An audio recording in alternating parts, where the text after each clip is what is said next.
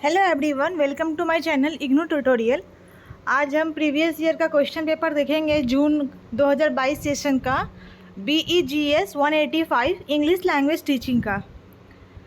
पहला क्वेश्चन है आपका, उसमें write short note of the following. इसमें से किसी दो पे लिखना है, बट मैं यहाँ पे ये चारों को एक्सप्लेन करूँगी कि आप कैसे लिखोगे। तो पहला है आपका convergent and divergent thinking. Convergent thinking refers to the ability to analyze and evaluate information in a linear and logical manner to arrive at a single correct solution. Convergent thinking उस thinking को बोलते हैं जिसके अंदर ये ability होती है कि वो किसी चीज़ को एनालाइज कर पाए, इवेल्यूएट कर पाए लीनियर वे और लॉजिकल वे में, ताकि आप किसी भी एक करेक्ट सोल्यूशन पे पहुंच सको। It involves narrowing down possibilities and focusing on a specific answer. ये किसी भी चीज़ को इतना निचोड़ के निकालता है कि आप किसी भी क्वेश्चन का आंसर जो है स्पेसिफिक वे में आपको मिलेगा। Convergent thinking is commonly associated with standardised test and problem solving situations where there is a clear right और रॉन्ग आंसर्स। कन्वर्जेंट थिंकिंग को हम इस वे से भी देखते हैं कि ये किसी भी प्रॉब्लम को ऐसे सॉल्व करता है कि आपको क्लियर राइट और रॉन्ग का पता चल सके। इसी में हम डाइवर्जेंट थिंकिंग देखेंगे कि डाइवर्जेंट थिंकिंग क्या है। It involves generating multiple ideas और solutions to a problem. Divergent thinking क्या करता है, किसी भी मल्टीपल आइडियाज़ को या सॉल्यूशन को एक प्रॉब्लम सॉल्विंग वे से देखता है। मतलब उसमें क्या है, सिंगल तरीके से हम देखते हैं कन्वर्जेंट, और डाइवर्जेंट में डिफरेंट मल्टीपल आइडियाज़ को जनरेट करते हैं। It emphasizes creativity, brain storming and thinking outside the box. अब ये किस किस चीज़ों पे निर्धारित करता है, क्रिएटिविटी कैसी है, ब्रेन स्टॉर्मिंग कैसा है, और वो आउट ऑफ द बॉक्स किसी भी, जैसे मान लीजिए कि एक बॉक्स के अंदर की नॉलेज होती है, कुएं के अंदर की, और एक होता है कुएं से बाहर क्या है। तो ये आउट ऑफ द बॉक्स जाके सोचने की थिंकिंग को डेवलप करता है। Divergent thinking encourages free flowing thoughts, exploration of possibilities and generation of various perspectives.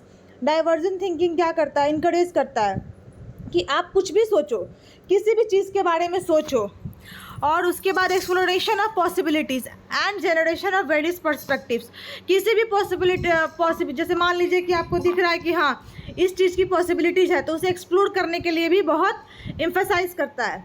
तो ये आपका डाइवर्जेंट थिंकिंग है। It is often associated with creative task and as such brainstorming sessions और open ended question.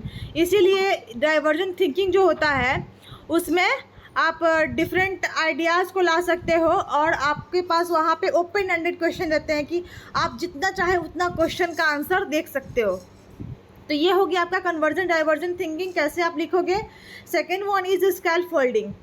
Scaffolding is an instructional technique in which a teacher or more knowledgeable individual provides temporary support and guidance to a learner to help them acquire new knowledge or skills.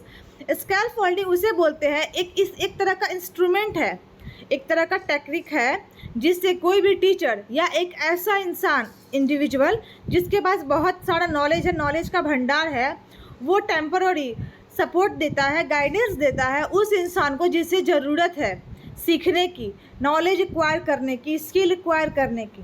तो scaffolding इसे बोलते हैं। The term scaffolding originated from the concept of scaffolds used in constructions to support workers as the build a structure. एक तरह से example के तौर पर ले सकते हैं कि कंस्ट्रक्शन साइट पे जो बिल्डिंग्स बनते हैं, तो वहाँ पे जो लेबर काम करता है उसे कौन हेल्प करता है, वहाँ पे जो इंजीनियर्स खड़े रहते हैं, तो वो इंजीनियर्स किस चीज़ का काम करते हैं, स्कैफोल्डिंग का। In education, scaffolding involves breaking down complex tasks or concepts into smaller, more manageable steps. Education में इसे किस तरह से लिया गया है कि किसी भी बड़े से बड़े टास्क को छोटा कर दो, तोड़ के उसे छोटा से छोटा बना दो ताकि आपको समझने में आसानी हो, step by step. The teacher provides assistance, prompts और models to support the learner's understanding and development. Teacher क्या करते हैं, एक असिस्टेंट प्रोवाइड कर देते हैं, या प्रॉम्प्ट बनाकर उसे समझाने की कोशिश करते हैं, या मॉडल बनाकर सपोर्ट करते हैं उन्हें समझाने की, उन लर्नर्स को जो समझना चाहते हैं और अपनी एबिलिटी को डेवलप करना चाहते हैं। As the learner gets proficiency, the support is gradually reduced, allowing them to take more independent control of their learning. और इस तरह से क्या है, जो भी लर्नर्स सीखना चाहते हैं ग्रेजुअली वो अपने आप को इतना समझदार बना लेते हैं कि इंडिपेंडेंटली किसी भी नॉलेज को वो लर्न कर सकते हैं और अपने लर्निंग पावर को कंट्रोल कर सकते हैं। तो ये आपका था scaffolding. The third one is content and language integrated learning. इसे हम शॉर्ट में CLIL भी बोलते हैं।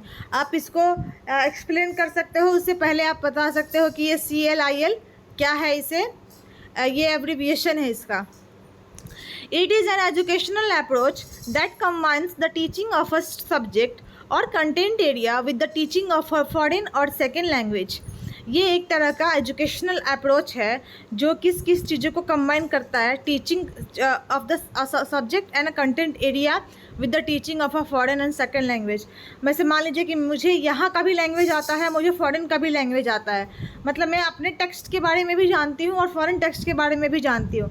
तो इसे हम क्या बोलते हैं? Content and language integrated learning. It is an interdisciplinary approach where students learn both content, language and knowledge skills simultaneously. अब इसमें क्या समझ में आता है आपको? जैसे मान लीजिए कि आपको फॉरेन का लैंग्वेज भी समझ में आ रहा है और आपको नॉलेज भी मिल रहा है। तो इस तरह से किसी एक अप्रोच किया जा रहा है ना कि आप इंटरडिसिप्लिनरी अप्रोच कहेंगे इसे, जिससे स्टूडेंट्स क्या करते हैं? सीखने की कोशिश करते हैं नॉलेज और लैंग्वेज, दोनों ही चीज़ें। CLIL aims to integrate language learning with the study of the other subjects such as science, history और geography। और ये किन किन चीज़ों को मेन फोकस में लाते हैं? किन किन सब्जेक्ट्स को? आपका साइंस हो गया, हिस्ट्री हो गया और geography. By using the target language as the medium of instruction, students develop their language proficiency while also acquiring knowledge in different subjects areas. अब ये टारगेट करते हैं लैंग्वेज को मेनली, बट उससे क्या कर सकते हैं हम? नॉलेज भी एक्वायर कर सकते हैं डिफरेंट सब्जेक्ट्स के एरियाज़ को। CLIL promotes meaningful and contextual language learning as students engage with authentic materials and use language in real life situation। अब जैसे मान लीजिए कि आप फॉरेन लैंग्वेज को सीखने की कोशिश कर रहे हो, तो आप वहाँ के जब टेक्स्ट को पढ़ोगे तो वहाँ के रियल लाइफ सिचुएशंस को आप यहाँ के रियल लाइफ सिचुएशन से क्या कर पाओगे? कंपेयर कर पाओगे और उसे डे टू डे लाइफ में यूज़ कर पाओगे। तो ऑल इन वन ये CLIL आपका ये था। आपका last one is the speech problem. Speech problems refers to difficulties और disorders that affect a person's ability to produce sounds और आर्टिकुलेट वर्ड्स। स्पीच प्रॉब्लम किसे बोलते हैं? जिसमें आपको डिफ़िकल्टीज होती है और समझ में नहीं आता है किसी भी पर्सनस का एबिलिटी कि कैसे साउंड्स को और वर्ड्स को प्रोड्यूस करना है। There are various types of speech problems including articulation disorders, fluency disorders, voice disorders and language based speech disorders. क्या क्या डिसऑर्डर्स मतलब प्रॉब्लम्स आ सकते हैं स्पीच प्रॉब्लम में? पहला आपका है articulation disorders, second one fluency disorders. जैसे मान लीजिए कि आपको रीडिंग करने के लिए दे दिया जाए, बट आपकी जो वोकल है उसमें फ्लुएंसी नहीं है कि आप लगातार किसी चीज़ को पढ़ सकते हो, एक फ्लुएंसी में पढ़ सकते हो। वॉइस डिसऑर्डर मतलब किसी की हाई पिच होती है, किसी की लो पिच होती है। अब जिस जगह पे आपको स्पीच देना है वहाँ पे किस तरह का वोकल चाहिए आपका, वो वॉइस डिसऑर्डर कहलाएगा अगर आपको उस तरह से बोलने नहीं आता है। And language based speech disorder, अब मान लीजिए मुझे हिंदी ही आता है, इंग्लिश नहीं आता है, तो ये आपका लैंग्वेज बेस्ड स्पीच डिसऑर्डर में आएगा। तो ये सारे प्रॉब्लम्स है आपके। Articulation disorders involve difficulties in producing certain sounds और प्रोनाउंसिंग वर्ड्स करेक्टली। आर्टिकुलेशन में क्या आएगा? आप मान लीजिए किसी वर्ड को प्रोनाउंसिएशन नहीं दे पाओगे। जैसे मान लीजिए कि खिड़की को किस तरह से बोलते हैं? कुछ लोग बोलते हैं खिड़की और कुछ बोलते हैं खिड़की, वो र होता है, र नहीं होता है, र होता है। तो ये आपका किस में आएगा? प्रोनाउंसिएशन प्रॉब्लम में। फ्लुएंसी डिसऑर्डर्स में आता है स्टटरिंग, ये अफेक्ट द फ्लो और रिदम ऑफ स्पीच। और जैसे मान लीजिए कि आपको किसी लाइन को बोलना है, तो वो आप किस तरह से फ्लुएंसी में बोल रहे हो, धीरे धीरे बोल रहे हो, बहुत तेज़ी से बोल दे रहे हो, तो ये आपका आता है फ्लुएंसी डिसऑर्डर्स में। वॉइस डिसऑर्डर्स में आता है problems with the vocal quality, pitch और वॉल्यूम ऑफ स्पीच। जैसे कि मैंने पहले भी बताया कि आपका पिच कितना हाई है, कितना लो है, ये आपका किस में आता है? वॉइस डिसऑर्डर्स में।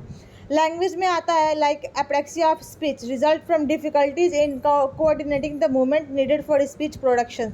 इसमें किस तरह से, जैसे मान लीजिए मुझे हिंदी आता है, अब मुझे इंग्लिश बोलने के लिए दे दिया जाएगा, तो वहाँ पे मुझे थोड़ा सा कोऑर्डिनेट करने में प्रॉब्लम होगा। तो ये आपका आएगा लैंग्वेज डिसऑर्डर्स में।